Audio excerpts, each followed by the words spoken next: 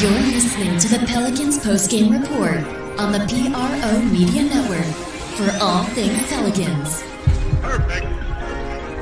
Fly Pelican, fly Pelican, fly Pelican. And I tell them that. Fly down, I'm a Pelican forever. Yeah, ain't gon' lie, I feel flyer than I ever been. We stay ballin', this New Orleans, I'm a Pelican. It's going down in the nest, wild, wild west. Come in town and you best, show us some respect. 3-point threat, I better make it rain. If it's up, then don't jump stupid like your ankle sprain. Always said, never hate the player, hate the game. Jumpin' where the dame late, bunch of train. Post game, big Q, talking about business. Bird gang, YouTube, they ain't flocking with us. Lock up the division mission, get into the finals. Finish competition, then it's going win the title. I know this flyer than you can get. Such a threat that the ref just might call a tag. You could double, you could press, but you can't check. Right, left, slide by you like a Eurostep. Fly Pelican, fly Pelican, fly Pelican. And I tell them that birds of a feather flock together. Fly down, I'm a Pelican forever, Pelican forever. And never, and never, and never, and never, and never, and never say birds of a feather flock together. Yeah, fly down, I'm a Pelican forever, Pelican forever. It's when you look at it. It was. We gave ourselves a chance with our defense tonight against a really good team. We turned them over. We capitalized off their turnovers. You know, just some simple things that we got to clean up. We got to make our free throws. That's simple. And, you know, we got to continue to take those shots and make them with confidence. Tonight, an off night scoring for us. It's hard to tell. Zion missed 2 months. He looked pretty good, had a lot of spring out there. And not only did he score the basketball, but what he was doing defensively, that stretch at the beginning of the third quarter with he and DeJounte, that was a lot of fun to watch. Yeah, it was. It was great. It was great to see him on the floor. A little bit of rust, which is to be expected, but he was tremendous. His gravity allows guys to get open shots, and he'll continue to get better from here. DeJounte, he's got a shot kind of falling out. Yeah. What do you kind of like about just saying from him? Number one, his defense. He was incredible with his ability to turn guys over, get steals, get in the passing lane. So it started with that, and then that triggered everything for him, getting easy baskets. The rim opened up for him. He knocked down shots that we know he's capable of knocking down, and it was good to see him have a really good rhythm game offensively. Yeah, in the past when we've kind of talked about Z coming back from injuries, it's always been like, hey, those first few games he's kind of finding it, and then he kind of starts looking like himself. How impressive was it just to see how explosive, how fast he looked out there in his first game back? It's incredible, his ability to impact the basketball game when he's on the floor. And he had a little bit of rust, but that's as good as I've seen him, after being out for as long as he's been out. And it's credit. It's a credit to Bove. It's a credit to Coach Aaron Miles. And the most important person is in credit to Zion, the work that he's been putting in to get himself ready to get on the floor and compete with his teammates. And we saw a little bit of this from him at the end of last season, but how nice was it to see him and DeJounte during that third quarter where they just started attacking ball handlers and creating steals and getting some easy opportunities on the other end. That was a fun segment, just seeing those guys, climbing the guys defensively, create havoc, get steals, and then go attack the basket like they did. And that's a small sample size of what this team is capable of. And now we got to try to string together more games like that and put together some wins. And moving forward, how important is it going to be to keep Z on the floor, and what steps do you guys take to make sure he can stay healthy and stay doing some of these things that he did tonight? It's extremely important, and those are our medical team performance. They're working diligently along with Zion and the whole staff to continue to do everything that we can on our part to make sure he has all the resources to be healthy. obviously it's been a tough year from, a health perspective for you guys, especially the last few months. But now, being as close to as what it seems like it's been, all season, to have him back and have him kind of looking so good early on. Do you think that's kind of, symbolic? And is it kind of like a weight lift off your guys' shoulders a little bit? Be like, okay, now we're kind of finally healthy and things are meshing a little bit? Yeah, it's definitely a confidence booster for our group. Coming off the 2 wins and then to get Z back and then, go against a really good Minnesota team tonight and go toe to toe with them. So that's again, momentum that we can build off of. Now, there's some things we need to improve on, but getting Z back and for the most part, trying to get all of our guys and get healthy is extremely important for us to try to, gain some momentum and get some wins under our belt. To have those guys on the floor and allow DeJounte to play off ball more tonight. You saw his turnovers down tonight. You saw his offensive production as a scorer go up. How important is it to have that flexibility to not have him on the ball for 38, 40 minutes, to give him those opportunities to be a little bit more free in his decision making, or not to decide, just get the score? I think that is one of the reasons we saw just his energy on both ends of the floor go up. You had another, prime time ball handler, gravity puller with the amount of, eyes that are on him when he has the ball. Zion, it allows DeJounte to be off the ball some, and he's getting open looks. He's getting drives to the basket. And so he's getting a little mix of both. And, before we had him on the ball a lot more. And tonight, it was really good to see him mix it up. And tonight, season high in transition points. Converting in transition has been a big problem for this team. Why, besides having Zion and DeJounte out there running the floor, why was the transition so effective tonight? Well, it's capitalizing on their turnovers. They had 17 turnovers. We had 28 points off their turnovers. So it's something that we've identified that we're doing well this season. We try to watch it and work on it when we get on the floor. And it's good to see our guys having carryover into games of turning teams over and then going out and trying to play as fast. So happy, proud. Even though we lost. Tonight, but just kind of what went into your decision to get close with Jose there at the end? CJ's been awesome. He's been fantastic the last. He was 1 in 15 5 to 7 tonight. games. I thought he got a little fatigue, and to try to give us a boost to finish the game, I decided to go with Jose. And just what do you make of the challenge that Eve had tonight with Gobert in that front court? Learning experiences for him. Gobert is another, all defensive, center and all-star. And, we're challenging Eve to go after these guys night in and night out. Get somebody to take the microphone from this dude. Why was he listening to learning this experience for him, and it'll pay off for him in the long run. And I know, sometimes in the past, you've sometimes gone with maybe Yeah, a smaller that's better than Willie. teams like that. Just how much of tonight is just trust in the process with Eve? You may not be having your best game, but we want to see you out there. We want to see how this group works. We want to see how all these parts fit together.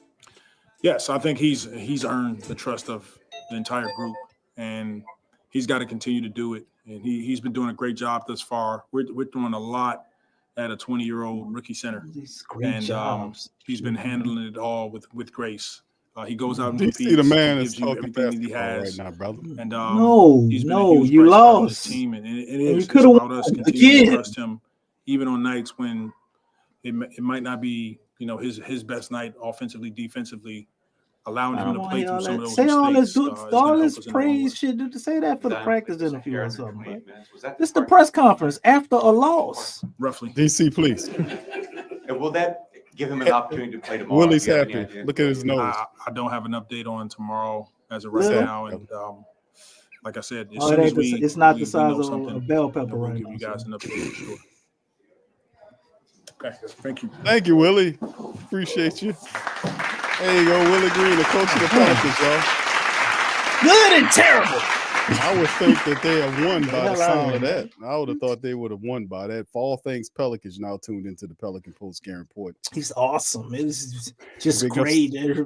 Big ups to you guys. Appreciate y'all being in the stream, man. On this one, the CJ Pelicans McCullough was 1 in 15. He was awesome. fall to the T-Wolves, 104 to 97. In Zion's return, man, shout out to you, Big Q. Lex, DC, we up in this thing. Shout out to the flock, man. What up? Doing our thing, man. So Pelicans, DC, Lex, Pelicans go down tonight. 2-game slide broken. They lose in the matchup. Slim says no. Willie knows, brother. Okay, let's just get that all out in the open. All right, but the Pelicans go down, man. We have a back-to-back, and I'm more than certain that the Zion won't play on the matchup tomorrow against the Trailblazers. But tonight, Pelicans gave an hearty effort in fall. Lex, we're going to start with you before we get into the stats, sponsored by Anthony Edwards. What do you think about tonight's effort? Lex? Yeah, I'm here. You stumped by Willie's press conference? No, I'm kind of pissed off. Come on. But I'm trying to see what approach I should take in this. Y'all ever seen the Mighty Ducks? The first one? That's a long time ago, Lex. Y'all seen that movie? I think I seen it long time ago. That's what what's his name?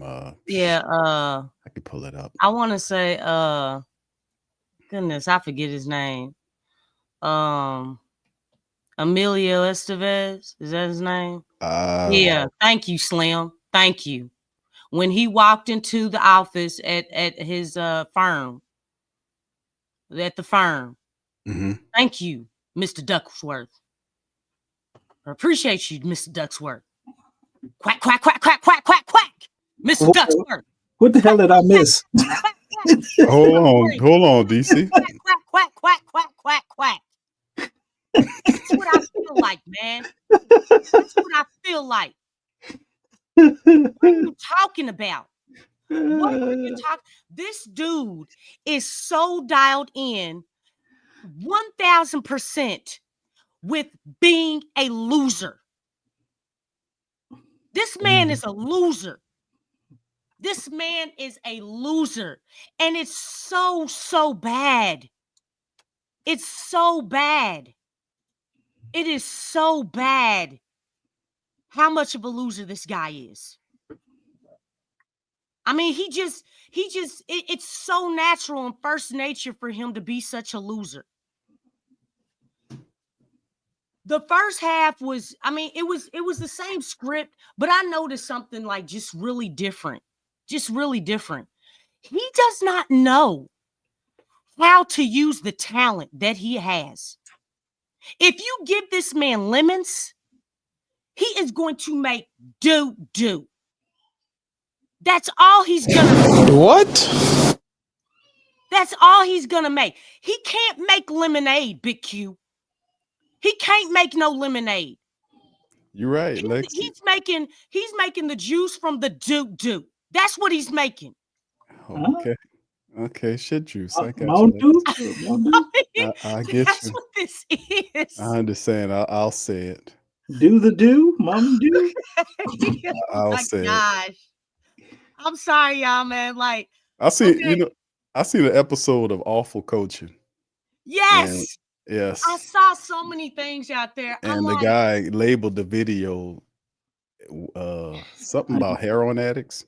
Yeah, that'd be funny. The awful coaching videos be funny. Oh, that little dude from New York. That shit funny. Go ahead, let's get it out, baby. Go ahead. Hey, listen, guys. What's the goal of basketball when you're going up against an opponent, right? You want to have the edge against them, right? Unless you want to have the upper hand against your opponent. In love. If you find something, enjoy. You keep doing what's working. You don't go away from it. You don't go away from it. There was a lot of good things that happened in the first half. Yeah. The game was tied, right? It was tied. Okay. Obviously, something was different because 54 points in the first half, but you only got less than what? Like 40 points in the second half? Yeah, tell me. Something definitely went wrong. You know why? You know why something went wrong? Because this dude has an obsession with small ball so bad. He has an obsession with small ball. Why in God's name are you putting a 6'6" guy who just got back from injury at the freaking 5? And let me tell you who was on the floor. Let me tell you who was on the floor. Zion, Herb, Hawkins, Jose, and Boston. Does that lineup make sense? Wow. Does that lineup make sense? We all know Hawkins has not been playing very well, right? Why do you have them, the Mighty Mouses out there? Because he's a little dude. Why do you have them out there? Why do you have not been playing Boston? You have not been playing Boston. You have not been playing Boston. Why did you have him out there in that situation? Why? Herb has not been himself like that. Like, this lineup is a big crap, okay? It's big crap. That made absolutely no sense. You were doing well with Messi in there. You took both Messi and Tice. You didn't have neither one of them in there going into, I think they were in there for at the end of the third, beginning of the fourth. You kept them in there too long and you had got no production. You put so much pressure on Zion. That is crazy.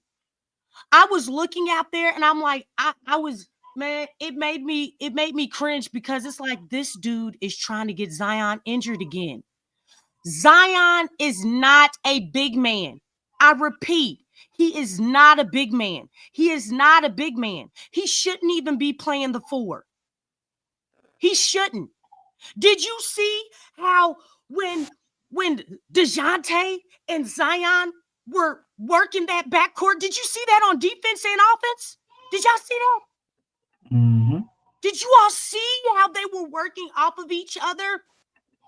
That's where he belongs. That's where he belongs.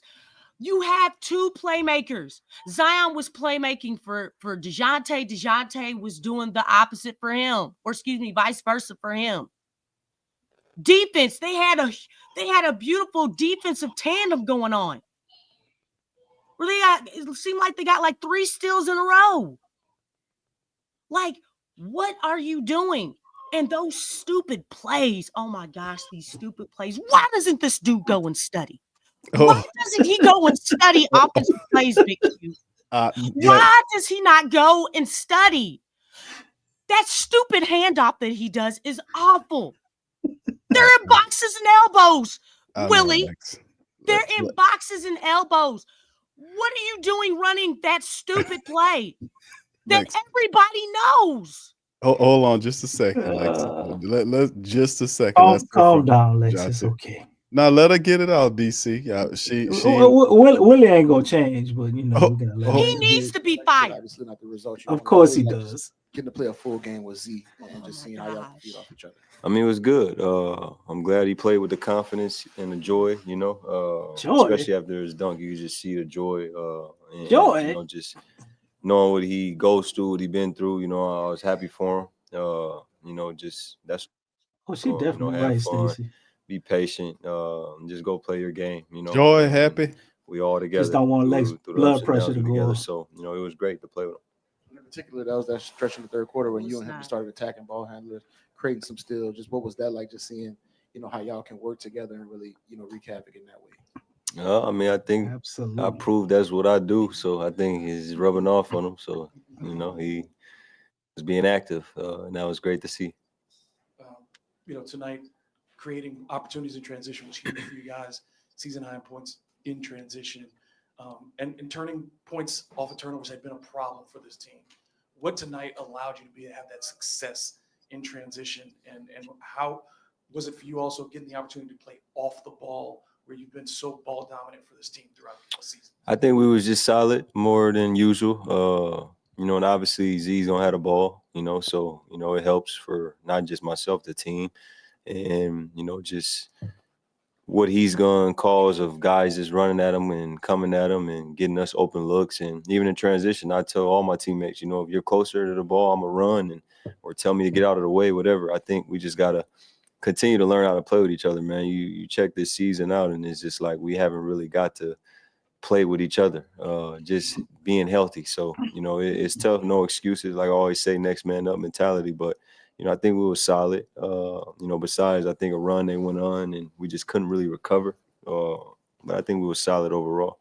Kind of going off that, I mean, based on the eye test, you wouldn't have thought that it was your first game playing together, obviously, especially in a couple of certain stretches there too. Do you think that the two of y'all, in terms of like your cohesion, was a little bit more ahead of schedule than you thought it would be in game? And I'm gonna try to answer your question. I hope I do, but me, I love the game. And I try to understand, my teammates, where they like the ball, and I watch them on defense and try to help, and always being a sponge for them to, also tell me things and help me. So, and specifically with Z, he talks more than people say he doesn't or does.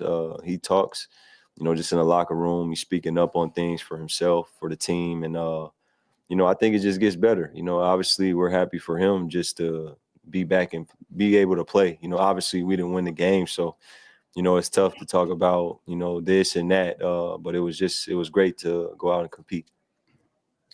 Just on a similar note, not just the, but just kind of now it's going to be another 5-man group starting because this guys are going to be helping move forward. I know you said you like to study your teammates and work with them. What's going to be the challenge as almost halfway through the season, just kind of figuring out how to play all together? I always say, play for your teammates, play for each other. That's the best basketball. That's the winning teams on all levels when you play for each other and you're not playing for individual stats or goals. You're just playing for team first, and then all the other stuff after that. It allows you and everybody else to be successful. So, it allows a team to be successful, and I feel like that's the best way to play, and it's fun. When you play for each other and I want success for you, you want success for me, it allows us to play defense, have fun, connect, and the chemistry just continue to grow. So, I think, at the end of the day, we just continue to show up to work and get better, and we're able to compete against other teams, go out and, try to win basketball games. It's not over till it's over. This is our job. We're going to continue to show up to practice and games and continue to try to figure this thing out. That's what it sums up to. You got to figure it out and execute for 48 minutes. I know you've played a lot of basketball in your career. You've played alongside a lot of good teammates. What was it like playing next to Zion? Were you impressed by anything in particular? What stood out about him tonight? Let's be on the floor with him. His win, I think, was good, and that was important. I pay attention to all the little things. The dunk was crazy. Just knowing how long he's been out and to see that he could still do that. I think that's just a testament to the work he's put in. To recover and come back to be able to play with his teammates. But the thing that stood out for me, like I said, was, just his win. And like I tell him, continue to attack rehab, tomorrow. Today he's attacking it. Tomorrow you attack it every single day. Take care of your body. And it just allows you to be available. The best ability is availability. And I think for him, everybody knows that's the thing. And he wants to play. He wants to be available. So, the sky's the limit if, he's available. Just continue to take care. We got to take care of. Did you guys just play off of each other tonight, or did you really strictly adhere to what the coach said, or did you guys talk amongst yourselves, maybe even before the game, on what you wanted to do at certain points in this game? I know I'm always talking to all my teammates. I'm always talking, seeing what they see, trying to make their lives easier. They're talking to me. I make sure dudes know that they could talk to me, where they could be the rookie not getting in the game. I make sure he knows in practice, shoot-arounds, games, film, like, you could talk to me. That's the only way we're going to allow each other to get better, is when we could come at each other, whether it's good or bad, and know that we all want the same thing, which is to get better and win games. So we just got to continue that. Do you think that's something you've gotten more comfortable with over time, is getting more comfortable with your teammates speaking up? Say that again? Do you think that's something you got more comfortable with over time, as you got more comfortable with your teammates just speaking up during games? When there's a few moments, and this one when you were coaching up Eve, telling them to cut and stuff like that. Is that kind of stuff you're doing more now that you're kind of been around these guys more? I think as soon as I walked in, you know, I lead by example. Like, and when I say that, it's just my work, my professionalism. I make sure I'm on time. I'm not late. You know, just doing everything I got to do, from training tables to the weight room to the courts. And, you know, I think that speaks volumes. And not even just speaking for myself. I know if I was looking at a guy and he's doing everything he's supposed to do and, you know, just available and, you know, it motivates you and it just shows you what it is if you're one of those young guys trying to figure this thing out, because I was a young guy and, you know, I was blessed to have all them great veterans to show me the way. So, you know, for me, it's just a thing that I've always had, even outside of basketball. So, you know, the moment I walked in, it wasn't like, oh, I'm the guy, I'm the leader, I'm this, I'm that. I was just being myself. And that's who I am today right now, just being myself. How's it over? It's doing all right. Yeah, it's doing all right. Yeah. Appreciate you. Thank you. Yeah. All right. All right. That's the John T. Murray.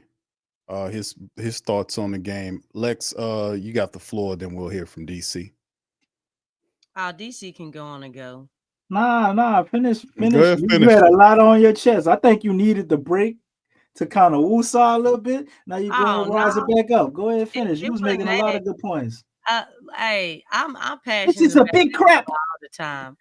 Nah, I'm still on that quack Willie Green. Suck it, duck it, quack. That because that's all he's doing. Like this, I've never seen somebody so dialed in to just being a loser. Not to this magnitude. It's like, and the thing is, I don't even, but like I said, I don't even think you're not trying to tank. This is just who you are. Yeah. Like this dude just don't have it. He doesn't have it. I've always hated his rotations for Zion. His rotations for Zion feel like rotations that you would give to a role player. That's very irritating. That's very irritating. I will never understand why. First of all, it takes time. Well, here he is. What's going on, Z? How did it feel just to be back out there and get to play again? It felt great to be back out there with my teammates and, you know, to be able to play in front of our fans. And just, you know, in previous comebacks for you, we've talked about how, you know, needing a few games to kind of get your rhythm, get your feet under you. Did it kind of feel like in this one you were able to have that explosion, have that force that you're used to playing with? Absolutely. I definitely feel my legs are already under me. Now it's just in-game rhythm, but don't got time to take 3 to 5 games for that. And just gonna figure it out as quick as possible. And for you, I mean, you talked about this early in the season, but what's the key for you just staying on the court, making sure you can, you know, address some of the things that kept you off the court in the past and making sure you can kind of build on this? Just keep learning more and more about my body, how my body reacts to certain things, working with the team and, you know, just talking it through. Certainly, you don't want to come back and have a loss, especially when the team had won a couple of games. But what do you feel like for yourself this first game back? What did you learn about yourself and your teammates, getting to be on the floor with them and to be in a competitive situation again after so many weeks away? It was definitely good to be back out there. And, you know, it was just good to see my teammates, you know, competing. You know, the Timberwolves started off hot, but, you know, nobody was really bothered by it. Everybody was like, nah, we good. Just stick to what we do. And as far as us losing the game, it's just X's and O's throughout the game that we just got to be better at. No excuse for it. Just got to be better at it. X's and O's. That's very interesting. About all these things. What were they saying about me? About whether or not you were up for trades, whether or not, you know, how you were attacking rehab, all those things. What do you think about that? What do I think about? Like what they were saying? What were they saying? Like what they were saying about me? If you're talking about trade speculation, I would say I think it's whatever you want to talk about. Okay, I would say it was premature. I said we hadn't seen what you could do this year with them. That's what I think we're all at the point, considering where the record is now. That's the main thing the rest of the way is to see how you're doing and what your future is in New Orleans. I respect that honesty. My fault. I cut you off. Keep going. Hey, you asked. I respect the honesty. At the end of the day, you control the things you can control and accept the things you can't. As a professional, only thing I can do is come in to work every day, work hard, and have fun. At the end of the day, like, get to play basketball for a living. I love hooping. So, me and DeJounte talk about it a lot, not taking this for granted. So, just have fun and work hard. DeJounte said you did attack the rehab, and that's something that a lot of guys said that you had attacked rehab. Do you feel like in this year, and you've been through rehab so many times in your short career at this point, do you feel like you approached it differently this time? Do you feel like you're in a different place? Because we talked about this before the season. That's the same thing. Did you feel like now you could focus on things better, that you were more mature in how you approach basketball? Did you see that for yourself during this time away? And did you notice for yourself, hey, I'm different. I'm not the rookie I was. I'm a professional basketball player now. Just part of growing up. Like I said, just being a professional. And as far as this rehab, me and the Pels, we worked really hard during this rehab. The focus I had during this rehab was a bit more extreme. That's why, like I said, my legs are already under me. I feel like I didn't even miss a beat, but gained a beat. And now it's just, I don't have to worry about trying to find the rhythm. Like I said, over the course of 3 to 5 games, just kind of there and figure out those X's and O's and just learn from it. Hopefully win some games off it. Do you think that, the rehab was more extreme and you feel like your legs are more under you now? Do you think the fact that you've attacked it in the past and you're kind of more conditioned to attacking rehab has kind of helped you be able to attack it as quote unquote extreme, as you said? The past rehabs, even though I had a re-aggravation in one of them, they were good, but this one was, we just found different ways to work and not just kind of be stagnant. Even before I was running, the conditioning that the team had me doing it was a lot, but it was always good work. And week by week, I could just feel the progression. So when I say extreme, like we put a lot of work in. Hey, Zion, DeJounte talked about the joy that you play with tonight. Can you kind of talk me through the emotions of what was going on after the dunk? I mean, just kind of what your emotions were like after that dunk. Have fun. Like I said, previous question, me and DeJounte talk a lot about it. And, before the game, me and him had a talk. He said, man, just go out there, have fun. And, we're going to help you find your rhythm, but have fun and compete. So, in those moments, when the moment presented itself, celebrate, just have fun, just be grateful for, what's going on. I got it's a non-basketball question, but I know you made the donation last week to the tragedy on Bourbon Street. Just kind of, why was that important for you? Not gonna go too much into detail about it, but I will say, if you can, anybody that's watching this, if y'all can help, if y'all can help in any way, whether it's y'all time, $1, anything, if you can help in any way, help.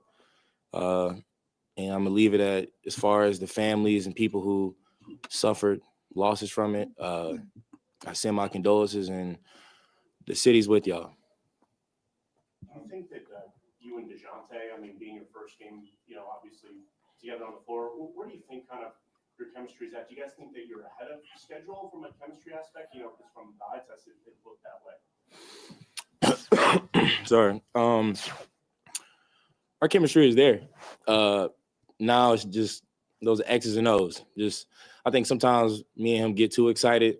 And I feel like we just execute the X's and O's, we'll be all right. The first dunk where you did the 360, in the context, coming off rehab, not having played for a long time, maybe it was easy for you, but it seems like a difficult, decision to go to the hoop quite that way, coming off a hamstring pull. How do you feel going into that dunk and after it? like I said, I attacked this rehab very aggressively. It was intense workouts. So once I got out on the court, that dunk was another day in office. And do you have a sense yet as to whether you're ready to play on consecutive nights yet with the game tomorrow? I got to talk to the team about that and go from there. Was there a sense of validation that you put the work in and now you're back in midseason? A previous soft tissue for you, like kind of taking you out for the rest of the season, you haven't been able to come back. Was there a sense of like, man, like I'm back? Control the things I can control and accept the things I can't. As far as the validation, all I can do is come in every day, put the work in, and just be there for my teammates. Prior to you going out for an extended period of time, seemed like some stuff going on both legs, and did the time off allow you to kind of address any like lingering issues going on?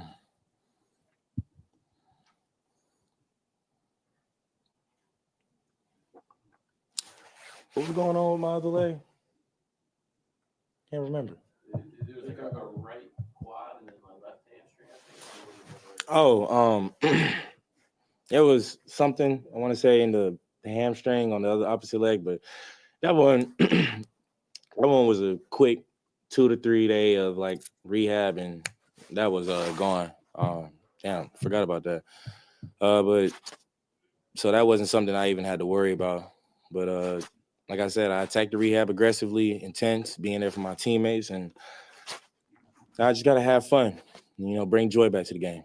And you talked earlier in the year about, different body type dealing with that hamstring injury, over multiple years, how you got to attack it differently. Were there ways you kind of addressed it in new ways or different ways during this process? And, during the game, we noticed that you were on the side stretching when you were on the bench. Is that kind of a part of the process, doing things differently now to address that particular issue?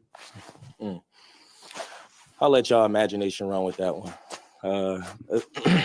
I'll leave that one up to y'all. All I can say is I attacked rehab aggressively, and it was intense.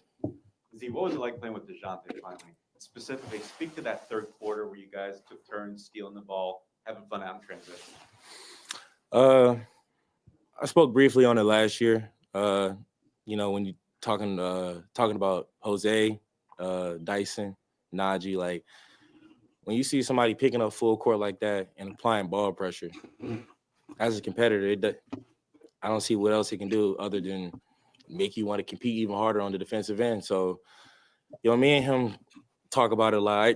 He got a lot of wisdom, especially on defense. So I try to nitpick his mind on it. And, he's been a good leader for this team. Even when I was rehabbing, he was somebody that was always checking in, not even about basketball, just about life. So I got to commend him on that. Can you share any of the advice? You mentioned how much you've talked to him. What are we doing? Quite a bit. How long has it been? I'm sorry. Hey, you asked your question. Go ahead. I cut you off. No, that's I apologize. What? I was just asking, you said you mentioned quite a bit tonight that you've talked with DeJounte a lot.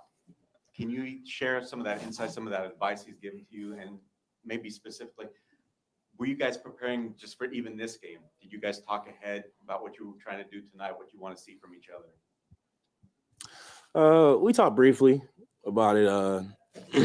I would kind of keep him in a loop about like where I was eyeing, where the team was eyeing for my comeback. But like I said, that's a solid dude, man. Like I said, a lot of the conversations we had, about 10% of it was about basketball. 90% of it was life. He'd always check in. That's why I said I got to commend him on that. Like, that's a solid dude.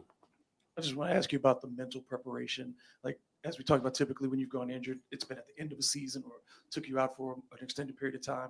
But now you get to come back, and there's still a lot of games left on the schedule. What did you watch and learn about the mental side of the game? And then just defensively, you had the steals, but just the activity, your block shots, you're attacking in a lot of different ways, your movement on defense. Was that something also that while you were off, you said, I want to be more impactful on that end of the floor as well? Absolutely. That was the goal even before the injury, but you know, when you're on the sideline, you got a lot of time to kind of just sit there and watch the game. Not just our games, but other teams' games in the league. And, you know, you kind of take things from different players and try to add it to your game. Like watching Herb's movement on defense, whether he's on the ball or off the ball. Same for Jose, just and even Eve. Like I feel like I can take a lot from a lot of players and just kind of add it to my game. Bro, you guys have a great night. All right, Zion wanted to get the hell out of there. All right, there's Zion finally gone. All right, it's Lex going back to you, then DC. We're gonna keep this thing moving, man. Very interesting commentary from him. And DC, just to let you know, Zion Williamson did not have a presser before getting back. They kind of stopped that. But they announced it. They announced he would be back during the middle of the day. DC, no excuses. All I right, said Lex, they gonna announce it, or you gonna have an interview? Goddamn, bro. All right, going to Lex. You got tape, you can run it back. I don't know. I think they were asking him bro. the same questions, weren't they? I think that's why he was like, man, dog, when is this over? I think they were asking him. He wasn't feeling the CJ vibe. Oh damn, Lex disappeared. Oh man. Oof, man, Willie and got up out of here, bro. I'm sick of this shit. Q, come on, get Lex back in here, bro. She gonna pop back in. Go ahead, DC. While Lex is going, go ahead, get your thought in, bro. But yeah, Zion was not having the CJ vibes, bro. And I feel like doing a dissertation, you know, at the press box up there. He kind of, you know, I like the fact he was open to any question that they would have posed to him. You know, a lot of guys in his situation, you know, you got the little scripted conversation. You're gonna say this and say that, political answer, and get up out of there. He basically opened himself up, like, yeah, say what you want to say. What were they saying about me? You know, and it shows me a lot about his mentality. I think you could be seeing a shift with Zion, which shit, I said this before. You know, the injury still had the best of him. But looking at what you saw tonight, man, I don't know how you see that. And you still talk about trading this guy. Like, I've always been like, look, I'm going down on the ship with Zion, man. It's just too much potential, too much talent. And I think he has the mentality and the mind frame to be able to get it together. You just got to put the right people around him. As you heard him give high praise to a guy like DeJounte Murray. And hopefully the game he had tonight could put a lot of the Dyson nonsense to bed. A lot of people, oh, y'all lost the trade. I never felt that way. I just felt like DeJounte hasn't played his best ball. And then when you put him out there with a guy like Zion, and he can go to the position that he should be in as like the second best player on the team, you know, things look a lot different. You know, now my next thing is really curious to see what this would look like with Trey. Trey was there tonight, or if half of CJ McCollum would have just showed up tonight, we probably would have won this game, you know. So now I'm ready for the second dose, man, to see what the next game looks like. And we ain't got to wait long. We're gonna be right back here tomorrow. It's tomorrow. Yeah, it's tomorrow in the Smoothie King Center. Next opponent is the Portland Trailblazers. They lost to the Detroit Pistons. So they coming in there looking for a competitive. They on a losing streak? Oh, that was their first that was loss. the first one. That was the first one. All right, Lex, you back? Yeah, I am. I don't know what happened. I mean, I was talking and Willie Green happened, Lex. You know what it was. Nah, don't say that, dog. Like, you know what? You know, his coaching disturbs my spirit, man. It's like, you know, especially on the night. Now it's like this is and hey man, when you looking at all this stuff from a coaching lens, like something is wrong with a lot of stuff that he's doing. It does not make sense. It doesn't make sense. And that's just very disturbing. It is. It's awful coaching. That's exactly what it is. Yeah, but I think they were asking Zion about his rehab a lot. I don't know, like details, and they were asking different ways. I think that's why he got like, kind of irritated by whatever questions, because I couldn't hear. Their audio sucks too, just as bad as the coaching. But Yeah, I mean, there's been so much breakage in my whole spiel and stuff. So we can go on to the stats, Big Q. Oh, that's right. We do have the stats here, man. I almost forgot. So thank you, Lex, for No, that you purpose. didn't. You are so sponsored funny. by. You didn't forget about no daggone stats, Big Q. Almost forgot. All Yeah. right. DC, who was tonight's stats sponsored by? Sponsored by the Minnesota Timberwolves, Anthony Edwards. Ant-Man is tonight's sponsor of the Pelican Post Game Report Stat Read. Yes, he All is. right. He had 32 on the night, by the way. The Pelicans, man, listen. Pelicans, man, listen. This is the horrible stat. One of the horrible stats for me watching the game tonight was the free throw percentage. Pelicans were 62.5%. From the foul line, they missed 9 free throw shots. Guess how much they lost by? 7. So, all right. So anyway, here's the rest of the stats. Pelicans were 35 of 94 for 37.2%. The Wolves were 38 of 89 for 43%. 15 of 44 from downtown by the Wolves for 34.1%. The Pelicans did get, Willie loves getting 40 shots from downtown. The Pelicans had 41 tonight, 12 of 41 for 29%. Pelicans were a horrible 15 of 24 from the foul line for 62.5%. The Timberwolves were 13 of 19 for 68.4. The Wolves did hit 53 rebounds tonight against the Pelicans 46. The assist game was Wolves as well, 26-23. The Pelicans did win the steal game, 12-9 versus 8-5 on the blocks toward the T-Wolves. 14 turnovers by the Pelicans with 22 points given up versus 17 by the Wolves. These some crazy stats, bro. I know 28 given up by them. The Pelicans did win the point in the paint. I mean, the fast break points, 31-18, lost the points in the paint, 42-40. So yeah, they were kind of all over the place. Willie is horrible, man. I'm looking at these stats. This should have been a window, bro. This is This is crazy. It All was right. it was a tale of two halves. Holy shit. It was a tale of two halves. 29. Like, badly. 29. We had 31 fast break points, man. That is insane. 29 points tonight from the top scorer was, which we talked about, DeJounte Murray, 29 in 34 minutes. He was 12 of 20 from the field, 2 of 8 from downtown. He was 3 of 6 from the foul line as well. 6 assists and a couple of rebounds for him. 22 from Zion in his return in 28 minutes. 9 of 15 from the field. He was 0 for 2 from downtown and 4 of 9 from the foul line. 6 rebounds, 4 assists, 3 steals in his return. And he was the only member of the team with actually outside of Herb Jones, he had a +8. Herb had a +3. 10 for Herb in 32 minutes with 6 rebounds and 5 assists. For him, 13 off the bench from Jose Alvarado in 20 minutes. He was 4 of 11 from the field. He hit 3 3-pointers tonight to help out. 1 steal from him, 5 apiece from Jeremiah Robinson-Earl and Brandon Boston Jr. Jordan Hawkins had 3. So did Daniel Tice. 2 from Yves in 28 minutes.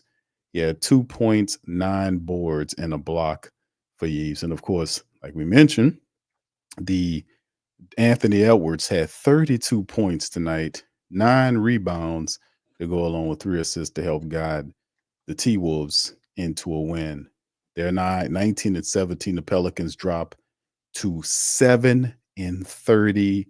They are 23 games under 500. So there you go with that. So anyway, you're telling me there's still a chance. It's not over until it's over, DC. But go ahead, brother. That's the stats right there. You already talked Man, on what's that. going on with Lex, man? She having some issues. She'll pop But, back. yeah, That's man. the It's just looking at the team stats, man. It's crazy. You know what I'm saying? The free throws, like damn, like how we missed Should have that hit many those. free throws. I don't know, DC. That's crazy. 9 free throws we missed tonight, bro. At home. That's crazy to me. Yeah, 12. That is steals. completely psychotic.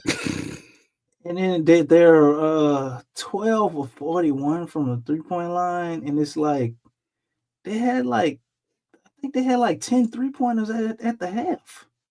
How did they go 2 of 14 the rest of the way? Like that's what the hell is going on, man? Like, we get 31 fast break points. You got 9 steals between DeJounte and Zion. You couldn't turn that shit into a win. You know, lose the rebound battle, but I mean, most nights we lose the rebound battle. Usually it's not by probably as many we lost by the night, they lost by 7.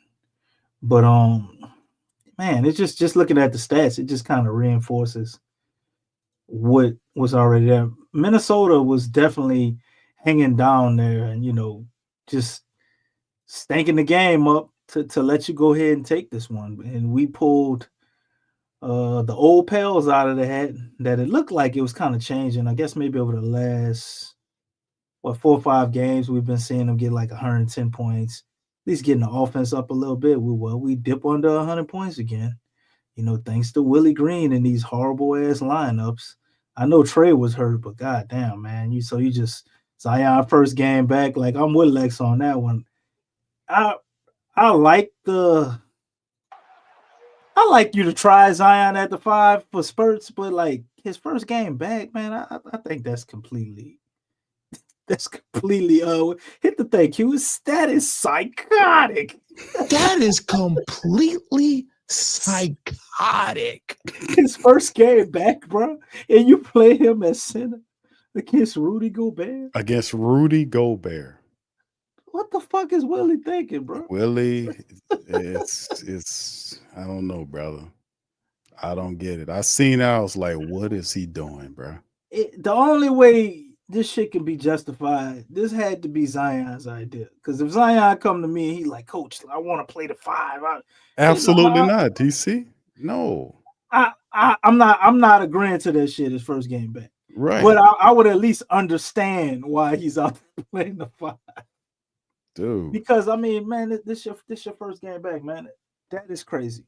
So that, along with let's look at these player stats, because I know they had some JRE minutes. I know I didn't like it. Just the whole flow of the game changed. Seemed like when you put him in, but at this point, who the hell else could we have put in? Jordan Hawkins ain't really doing much, and we run a small ball lineup to have Brandon Boston out there. Didn't really have a great night. I guess JRE, he ain't do no worse than Brandon Boston or Jordan Hawkins. You got Carlo Mekovic still sitting on the bench. I don't know what the hell is going on with Javonte Green. He hasn't been playing good as of late, but he's been getting a lot of DMPs, man. I guess we got a trade lined up for him or something. But our second unit just, you had so much energy, with Zion and DeJounte out there. And anytime Zion came out the game, that shit was just zapped. It was just running around, couldn't figure nothing out. I think they had a lot of hope that maybe CJ could just, carry an offense within himself, kind of playing him some minutes while those guys were out, and he basically just stunk it up. You know what I'm saying? But they really missed Trey tonight, man. And they missed the CJ that was playing against Washington. Maybe just the CJ from the rest of the season, because I mean, 1 for 15 is crazy. So Willie say he was tired.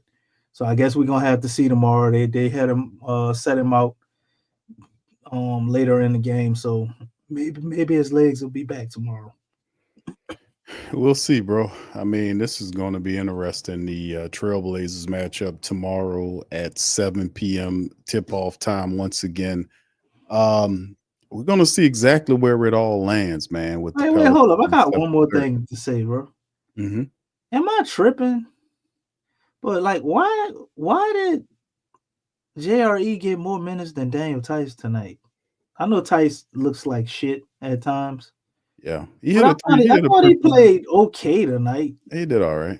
But, some of these players, DC, they need steady minutes, man, to kind of get their confidence, because Tice is in and out of the lineup a lot. Willie, he just pulls them, and some you see shots that Tice comfortably, like they left him alone before he pull up and rolls up and take that straightaway 3-point shot.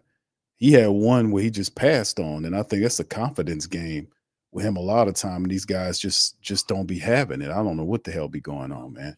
But yeah, he hit a 3-pointer tonight. But like I said, fundamentally speaking, they had energy and were playing. But when the Timberwolves decided to mash on them, bro, and take it up, I mean, the Pelicans just couldn't match them, man. Like fundamentals, man. What else do you have if you don't have a solid foundation, bro, to stand on? I mean, you were 65% from the foul line in your own damn building tonight. In a night where your opponent shot 68% from the foul line. Right. That's what I'm saying. You lost. They did everything to hand you the win, and you couldn't go up there and take it. Then they let us get within 3 under the last 30 seconds. But I know Willie ain't smart enough to pull a good play out and figure that shit out. Yeah, this is textbook Willie Green though. When the teams get close, within that time frame, them clutch moments, they fumble it and jumble it away. We got to be the worst clutch team probably in history. I mean, with talent as talented as you are, with all these people here, man, these guys that we have. I mean, guys that usually. Are you there, Lex? Yeah, can you hear me? Okay, yeah, we can hear you now. I can't see, but I can hear you. But go ahead. Yeah, we ain't got no thumbnail or nothing. I don't. Because we can hear you though. You gonna have to work with this, I guess. Yeah, that's fine, Lex. There you go. There you go. Well, it was up there. I don't know what happened. That's weird, man. Yeah, my system is acting funny. This is the worst it's ever been. Yeah, I've never experienced this. I came out a whole bunch of times. You dropped some pretty heavy true bombs in the beginning of the show, Lex. Yeah, Willie ain't like that. Yeah, I forgot what I was saying. I'm still trying to figure out what's going on, man. But y'all can keep going. Yeah, we're gonna segue into the preview matchup against the Pelicans and the T-Wolves. I mean the Blazers next. The Blazers are up next now for the Pelicans. Back-to-back matchups. We don't know exactly if Zion Williamson will play. He played like 28 minutes tonight. Tomorrow, usually they kind of hold you back from doing those back-to-back. So Pelicans might have to take on Chauncey Billups and them and see if they can get a win. The Trailblazers are 12-23 and 4-15 on the road. So DC, what's happening in this one, man? I could tell you right now, Q. If Zion don't play, that's another L, bro. Another L. Willie. They can't beat the Blazers? No. They can beat the Blazers with Zion, and DeJounte with their 2-man game the way it was. But you take Zion out, you already don't have Trey. So what are we expecting CJ to have another 50-point game? This is the finale. That's probably what it's gonna take. This is the 4th and final game of the series, the regular season series between these two teams. The Blazers have the lead 2-1. So I mean, yeah, but tying it up, I don't know what that does or prove. I guess it'll prove we're not the 3rd worst team in the league, probably. But or whatever the hell they are. And maybe I'm discounting them a little bit, man. They probably a little better than that because I don't hear anybody talking about them losing the way we lose. We almost the laughing stocks, us and the Wizards. Pels look like they're doing a little bit to try to change that. We'll be respectable losers by the end of the year, maybe.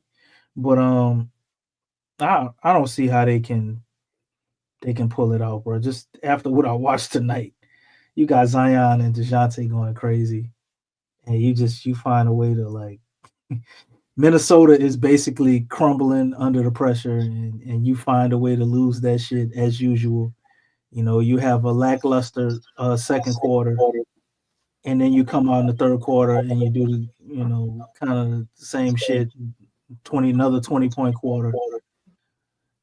I have no faith, and because it would take Willie to figure something out, right? Once you got Trey and Zion out at this point, we back to where we was at without Trey. We wasn't really winning games with Trey. CJ had to score 50 for us to beat the Wizards. So it's like without Trey Murphy or Zion, your talent can't outdo it. So it ain't gonna happen. It'll be pretty much an even matchup, or you can say maybe they got more talent, and that's an automatic L for Willie. he can't lean on talent, like it's over. So if Zion ain't playing in back to back, y'all want to start the show early tomorrow? Because I'm just saying, we already know what the outcome gonna be. All right. Well, all right. Lex, what you think about this one? They're gonna keep Willie around till the All-Star break. I'm telling you. You know what? One thing that Zion said though, can y'all hear me? Yes. Yeah. Okay. He said it was just what lost his game was the X's and O's. Out of his whole interview, that's one thing that stuck out. Oh, I didn't catch that part. He said we lost this game with X's and O's. Yeah, it came down to X's and O's. Wow. Oh wow. That's what he said. He said it came down to X's and O's. Damn. And y'all heard what I was talking about. I mean, hey man, stuff is syncing up. Everybody knows what the problem is. Because when it comes down to it, and I've said this many a times, I'll say it again. When Willie Green is in a position where he has to coach, meaning the game is close, there's a high probability that the Pelicans are going to lose. If he's not put in a position where he doesn't have to coach, there's a high probability, and it's a huge spectrum, because if the Pelicans are getting blown out, well, that's a loss. But the thing is, if they're up and he don't have to coach because it's a blowout, he don't have to coach. Anybody can coach blowouts, especially if it's ending up in a win. Anybody can do that. The coaching really comes into play when the game is within 5 or 3 points. That's where you show your coaching prowess. That's when it shows.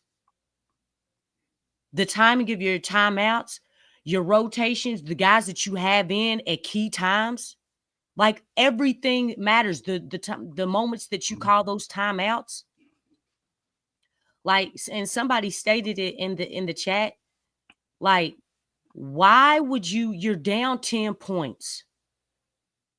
You're down 10 points. Why would you bring Zion in with 5 minutes and less? 4 minutes and some change?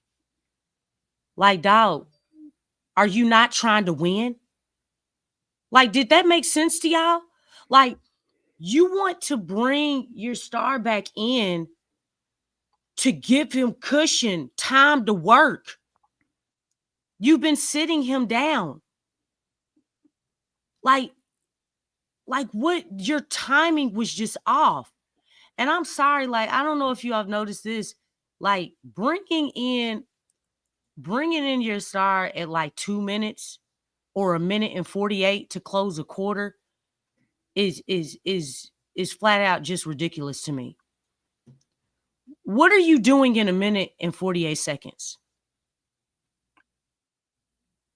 Coming off the bench. What are you doing in 1:48? That is no time to build any type of rhythm. That's no time. Like, we all knew Zion, as soon as he started, the game started, he needed time to get acclimated in the game, right? You need time to get acclimated. A lot of times, like the starters come out around like the 5 or 4 minute mark in the first quarter. That has never been the case with Zion. That dude's always coming out like it's 6 minutes. Sometimes he comes out at 7.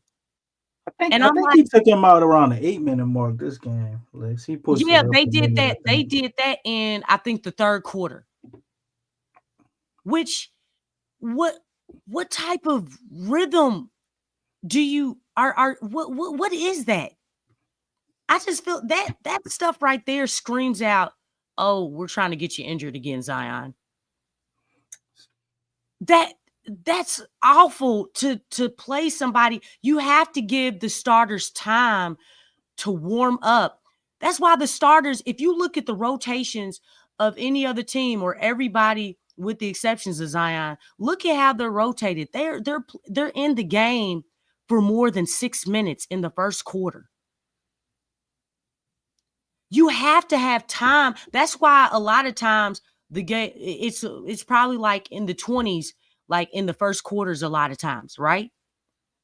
It's in the teens or the 20s, but second quarter comes, then it starts picking up. You know why? Because the starters need time to, rev it up. You're starting the game. You're getting into the rhythm. It's almost like the first round of a boxing match.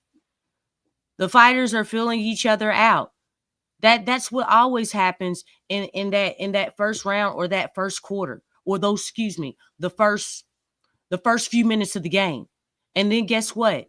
After you find that rhythm, then things start getting to moving. It's like you can't just you have to allow him to get into a rhythm so that he can be productive. But the thing that kills me is that once he got warmed up, like after that timeout, after he got warmed up, you took him out. He was heating up. What are you doing? He's getting too hot, Lex. But are we trying to win? Are we trying to win? Or are we trying to lose? Are you trying to help the other team? Y'all remember when I pointed that out last season? Why are you trying to help the other team out? Why are you cooling off your own players? Why would you do that? Willie gonna stick to his robotic rotations no matter what, Lex. Man, and that's what his problem. He sticks to the script and he doesn't break it. His rotations are done by ChatGTP. I just, I think Willie just got a bad. crazy, man. I think he just has a bad sense of timing, and because it's competitive, it's repetitive when he does this. You think it's time? I don't think it's a bad sense of time. He doesn't know the vibe we're flowing. He doesn't don't think the have- vibe he we're don't flowing have with the game time. at all. He don't even use time. He don't even think in the level of timing. He has, I mean, a set rotation, and he just go with that. To me, I think when it's different, I think the players are like, "Look, coach, man, you got to leave me in, or you got to like." They go to him and kind of force him to, play more minutes or whatever. I think he just has a set rotation. I don't know. He DC. got the minutes, and he just gonna do it like that. I don't know. Win, DC. lose, or draw. He gonna stick to whatever that rotation is. Yeah, but that happens all the time, and at the right wrong minutes. If you follow what I'm saying, like he does this right when he doesn't need to do this. So he has a sense of time, and it's just the wrong timing. It's the opposite, it's the invert of it. Like it does this consistent. Or he could be doing the same exact rotations all the time, and other coaching staffs are intelligent enough to know that, hey, at this minute mark, Willie is going to pull this guy out no matter what, and we're going to go on a goddamn run because we know what this dumbass going to do. Man, hey, did y'all see when he pulled, bro? He took Zion out, Anthony Edwards came in. This is all at the same time. Zion went and sat down. Anthony Edwards came in, and Yves Missi came in. I'm like, oh my gosh. Well, I ain't see one problem with that. That was when that lineup. Remember the lineup? I told you that horrible lineup that he put in, and he left that lineup in there. Yeah, for Zion. Willie just up there saying dumb shit on the side, like we just got to hold the rope. We just got to hold the rope for 3 minutes. Just hold the rope. Austin, Jose, and Boston. And Jose, yeah. He left those guys. That is a horrible lineup. I'm like, dog. Never played together. Where's Yves Missi? Like, you know what? He's been wanting to play that small ball lineup for I don't know how long. He was itching for that. That's what that was. That was an itch. It ain't the same without Trey. Man, that was the most craziest lineup. Like, Yves was like doing well at the 5. He's a mobile big. I wouldn't have guessed that lineup at that time. I'm not gonna tell you no different. I wouldn't have thought about that lineup in there. And he hasn't even been playing Hawkins or Boston. Think about that. He had 2 guys in there that he's basically, I just feel like he's killed, because of his rotations and how he's been, his game plan. He's just killed their confidence to me. He's killed their momentum. Like Boston, remember Boston was playing well, Hawkins was playing well, and then it's like all of a sudden they just kind of fell off. And you had both of them in there together. with Zion at the 5 and Herb, who hasn't been really doing well, on the offensive end. And then you had Jose. Yeah, Got this. yeah, I know. But that's the thing that's real telling about. That's why I was asking. Like as we move forward to the next matchup here, DC said if Zion doesn't play, he could see Portland. That's a loss.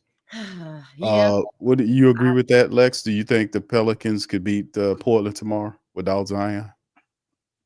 I mean, the ways Willie coaches, I mean, they can beat them with and without Zion, to be honest, because he's not trying to help the team win.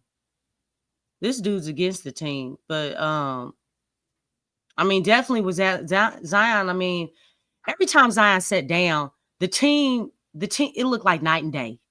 Right. It looked like night and day. You can tell, you could see Zion's immediate impact.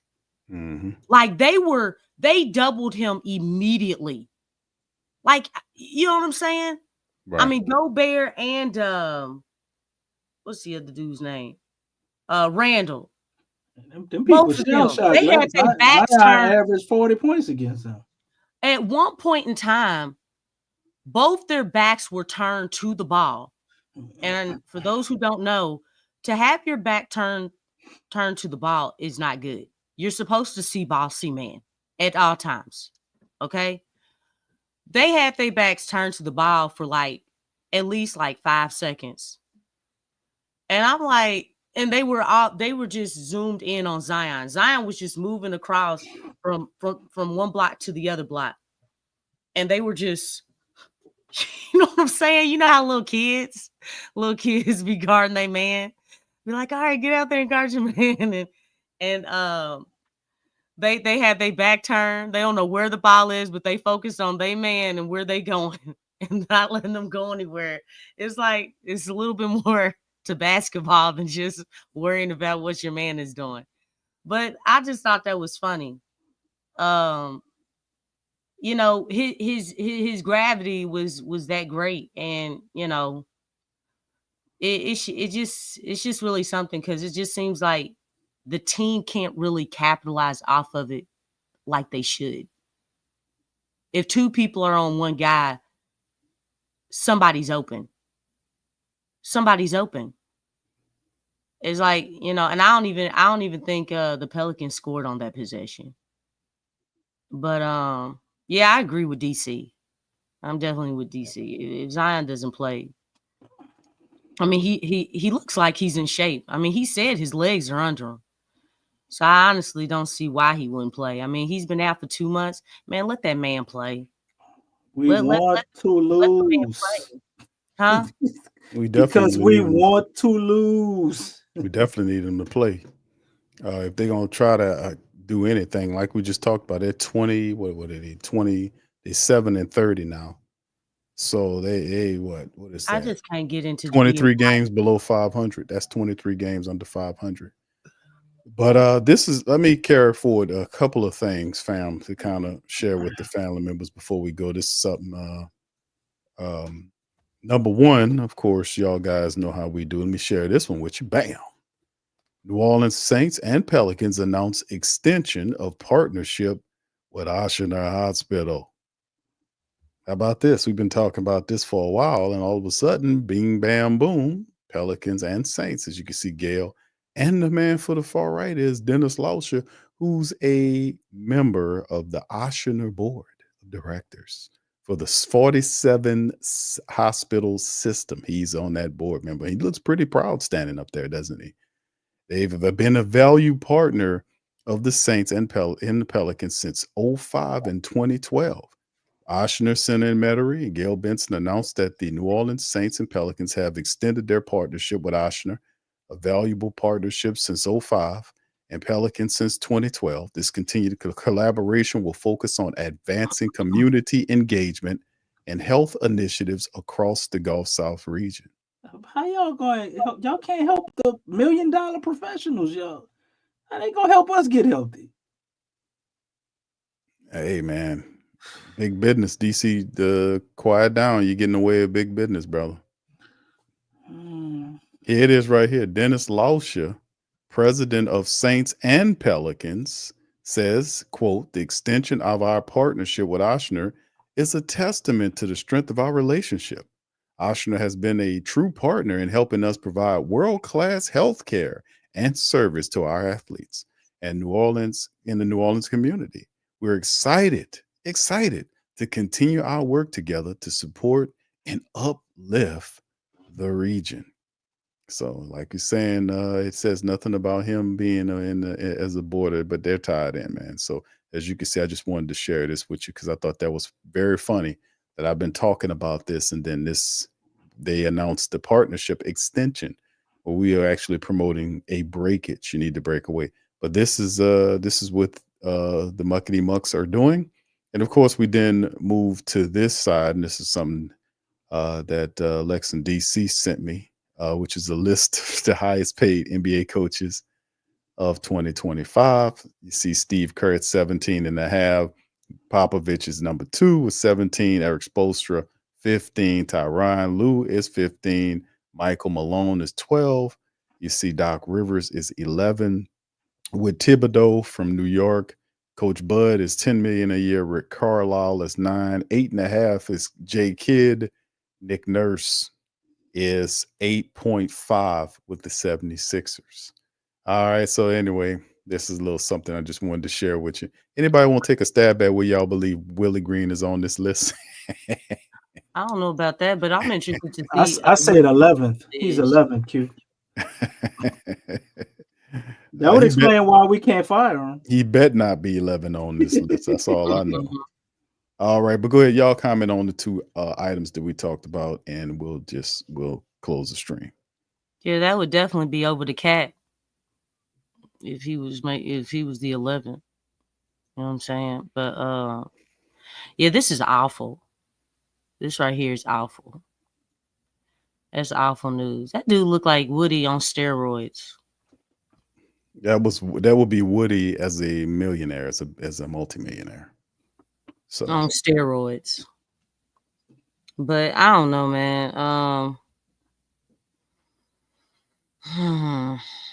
You got it, DC. I mean, I'm just why you give us all this bad news, Vicky? That's just the news. I mean, what you were doing obviously ain't been working, but you just go ahead and continue doing it. Oh, it's been working. Yeah, that's what I'm about to say. That lets me know that financially, it's been giving you everything you've ever dreamed of. So, I mean, that's the only thing that makes sense, because the results of it, far as what we experience, here, what we see with the people from that facility, as well as with the players, it just don't add up. But they continue to go along the same trajectory with their bullshit. But I think at least our big name players can get stuff together, because those guys make enough money to take things into their own hands, get their own specialists, get secondary opinions on these injuries and different stuff like that. So hopefully guys like DeJounte, Zion, CJ probably is already doing it, maybe DeJounte too. They take their health seriously and in their own hands, and don't believe the snake oil that's being sold by these people, because we see just from the sports side of it, we ain't going to even get to like all the people in the city and what they deal with the BS from the big name medical facility known as Oshner. You know what I'm saying? Oscar the Grouch ass coverage and treatments that they got. But the Saints, as well as the Pelicans, show you it's been 2 of the most injured franchises in both major sports leagues. So, like, why are we still going in the same direction unless you're expecting to have more of the same? Like, I mean, it's just gonna magically get different? No. And that's the thing. I don't think they give a shit, because Drew Brees was down here, and Drew Brees did all his own shit. He took care of himself and had his people doing this and that. And as you can see, Alvin Kamara did a whole 40-minute video showing all the treatments and stuff he do. I ain't see Oshner nowhere in the picture. You know what I'm saying? So hopefully the players that we have can figure that out, and maybe somebody like Trey Murphy needs to put that together. Because man, I mean, you sprain your ankle once, then you sprain it again. He looks like he's got some weak ankles, so he gonna have to get somebody who's the sprained ankle master or whatever to help him figure that out. Because about 1 or 2 more times, that's an issue. Keep spraining your ankles like that. But I think Trey probably just needs some ankle braces. I don't even think, does he wear high tops? Because some of these guys be out there running around in low top shoes. But yeah, this is very depressing news, Q. This wasn't running across anybody's feed. I didn't even know about this. See, that's why you my dog. You always you showing me the stuff that I don't know, and I know a lot of stuff. I ain't know about this extension, and I'm not feeling really good about it. I feel like we gonna be sitting up here doing more of the same goddamn shows because of this shit. But maybe I'm extending the olive branch to the players. They can be smart enough to know what time it is and take care of themselves. Because these funny looking ass people up here ain't gonna do it. Keep going to New York, Minnesota, and every now and then you can stop by Louisville. Top hospitals in the country, y'all. Hands down. Y'all need a professional team so they can have a few layover days over there, Lexxah. Get some they trying to get the city together. They done changed a lot of expressways and stuff. But yeah, they trying to get a team because it's definitely like it's college town. Yeah, it's nothing but college town. But it's a great spot. Louisville's a central hub because it got 7 states bordered to it. And all of them are within like an hour and a half. You know what I'm saying? That's why it's so important, like, because of just from a distribution standpoint. So yeah, hopefully we'll get there. Hopefully. You ain't got no more depressing news you about to pull out from the back of your head. He got one in his back pocket. And then the crazy thing, he let us get through the show for an hour and 15 minutes before you brought that shit up. I thought we was gonna get out here scot-free. It was just gonna be Willie. Just was the low light today. Then here you come. Just saying, bro. This Pelicans is news. Re-signed with Oshner. Ain't this some shit? Man, his face is just irritating. So I mean, I guess the same gonna go for the Saints too. Then we could expect more injuries over there too. So they're both re-signed. I was trying to find the monetary value of what this is because it's not just like they monopolizing, man. This is tied. Miss Benson's just gonna ride with these dudes. This also, it's not just that they're announcing like it extends partnership. This is tied to the naming rights deal. Maybe that's all it is, Q. Maybe it's just gonna be naming rights. No, they do have. They can put their name on the Superdome. I don't care. No, it's on the practice facilities. They can have it on there. Just don't go over there to get treated. They use their doctors, DC. They use the Oshner network. That's continuing. There's nothing that's changing here. They're going to be still using the Oshner Hospital health system, and that saves them money because it affords them the. Does it really save them money when Zion doesn't play and you got $1 tickets out there? Is it really saving them money? Trust me, brother. This system is designed where they don't lose. They don't lose. They got all-star player injury insurance. Listen, I'm giving you the game. They probably do. The way it's designed is that they don't take a loss as designed for them to win. All the power you have is to cap how much they win on. So if you say we don't go and it drops the money that they're looking for, that's the power you have. But I'm saying in terms of the options that Oshner affords them, yeah, they save money because they don't have to hire their own medical professionals straight up. They can just use them out of the network that they're getting with Oshner. So they don't have to spend their own money to go out and get the top-notch doctors, like we talked about them going to get the top-notch doctors and forming their own staffs to take care of these athletes. They don't have to do that. They'll just use the Ashina system for whatever they have. Mm-hmm. And then the player, it'll be up to the player to have his own professionals as well, to be able to stay on game, just like Elvin does, just like Drew did. It's just a part of the game where Zion, as the man child that he is going to have to develop that understanding on his game, because he looked like he a little behind on that understanding of what he need to do. Man, your body is your money, so he looks has like to he get in that. pretty good shape right now, though, you know. Yeah, so we'll see what he do tomorrow if he does. He looks about he might be close to that goal he had of 270. Man, this is probably the smallest I've seen Zion look in a long time.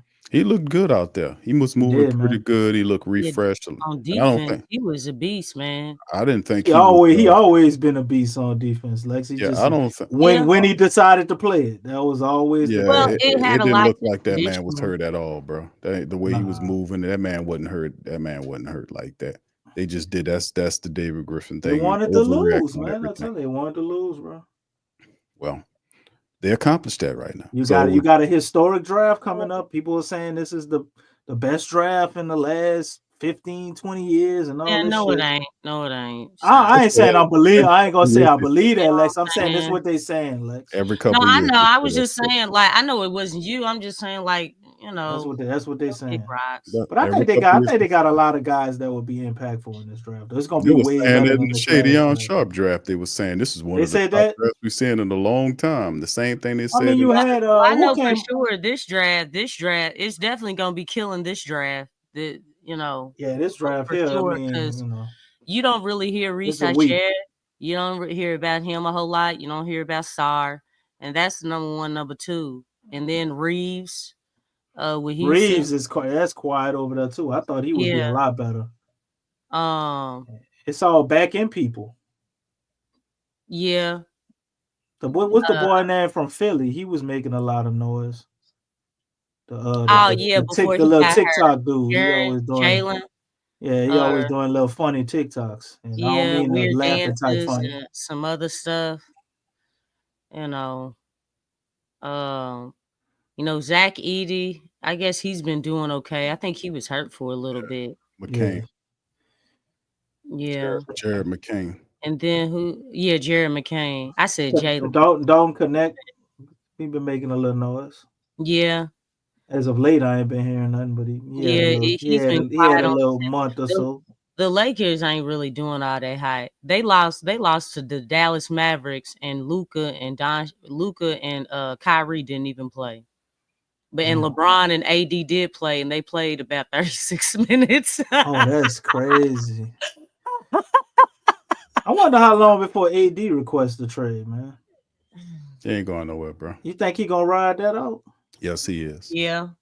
He ain't going nowhere. So when LeBron leave, you think he's still gonna ride that out? I think he stays. I don't think he goes anywhere. I think the Lakers are gonna convince him to stay there so they can build around him. And he'll believe them. Because the Lakers, if the Lakers don't get it right, they're gonna try and try again. Oh yeah, you got to give them credit, bro. That's one thing that they do. Yeah, they always aggressive. Bro. That's one they thing always that they do. aggressive. You gotta respect them for that, man. That's how you're Got supposed to. to play it, man. That's how you do it. You gotta be aggressive. So I mean, but this is you what gotta be intelligent like Boston. Boston ain't. They're aggressive, but they're not as aggressive as the Lakers. But they still figure out a way to have a different way. Yeah, they have a long-term plan that they operate off of. Yeah, different way. I mean, you got to stay on. You got to stay on it, man. The league is constantly changing. That's the thing. You cannot be a sitting duck at any time. You really can't. Because the moment you don't do nothing, that's and I think that's the one thing that some GMs that you have, that's one thing that they just struggle with. They just get complacent for just like one season, and that one season can take you back like 2-3 seasons. Of course, with this organization, it's definitely different. You got to keep up with the trends. Yeah, but you got to have an aggressive ownership that's checking over the back of these people. And I see the issue that cripples the Pelicans in many cases is she has a professional football team that takes priority over the Pelicans. So if you're the owner and that's your baby and all you have is that, you're going to pay attention to that. But she has two, and the Pelicans are secondary, Saints are primary. So she affords these people too much time to screw up, make mistakes. They don't get taxed for that. They don't get chastised for the bad decision making. They can handle it all kind of ways. And she just, as long as the bank books is good, she good. So, you see, we'll see what happens. Like I said, the accountability is not going to come from the organization. You got to force their hands because, like I said, they're signing deals with health systems that they shouldn't be dealing with. And we already know how bad the team looks with all these injuries, and you re-end up again with that health system, and you didn't have any positive results. This team ranks high in the NBA repetitively and consistently, yearly, annually, in terms of injuries. And all they don't fix the staff. They don't go after better doctors.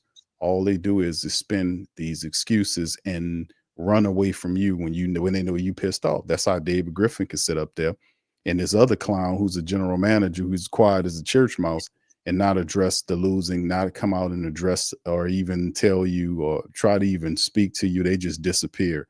And when things lighten up, then they'll pop from behind the curtain and speak to you.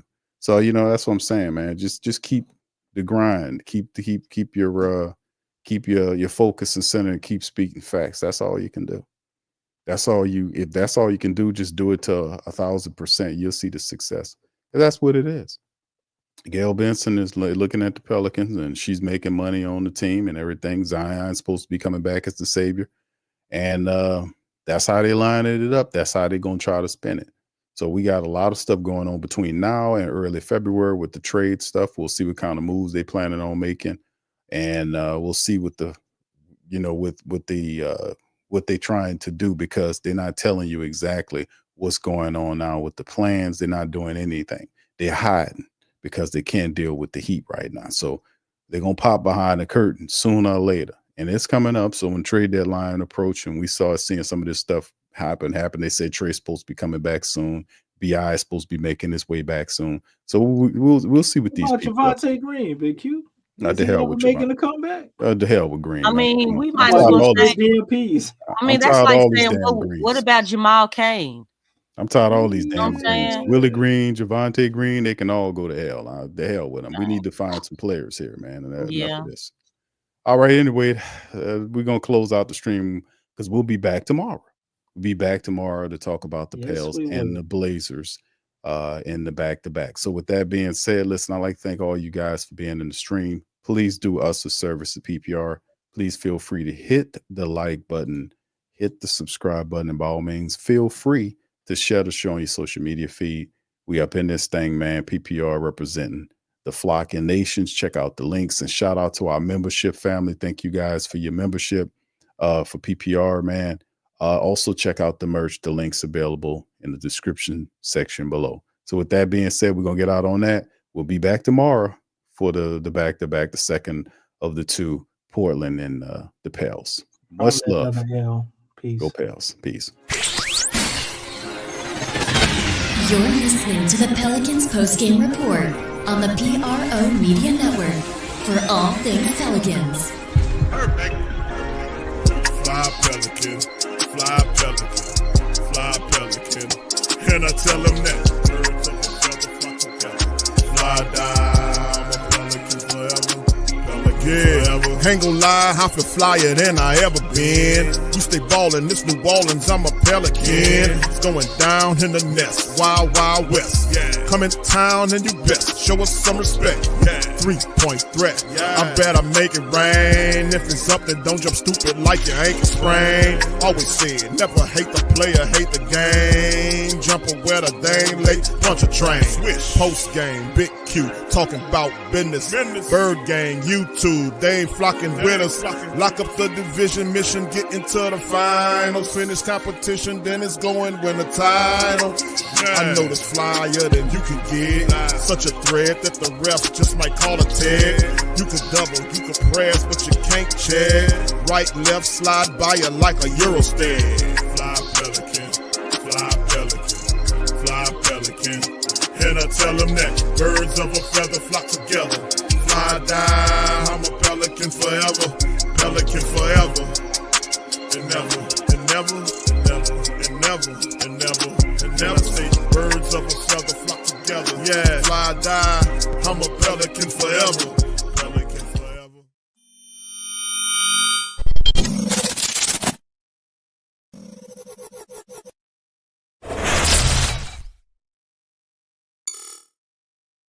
TheWhoThatDaily.com. That's right, TheWhoThatDaily.com. Your one-stop shop for everything New Orleans Saints, New Orleans Pelicans, LSU Tigers, even the top flight boxing news. So if you're a Who That and you're looking for a place to stay up on your team, TheWhoThatDaily.com is your site. TheWhoThatDaily.com for the sport Who That in all of us. That's right, the Pro Shop is the platform store where you can go and buy all the latest merch to support the platform. Available at the Pro Shops, we have dozens of hundreds of products available for you and your family. Unisex tees for men and women, hoodies and sweatshirts, tank tops, kids and baby items, long sleeve tees, mugs, pillows, wall art, bath bedding, face masks, phone cases, stickers, bags, fanny packs, socks, hats, and many other items. Please feel free to check out the Pro Shops. The link is in the description section below. Remember, it helps the platform continue to grow. Check out the Pro Shop and Who That too.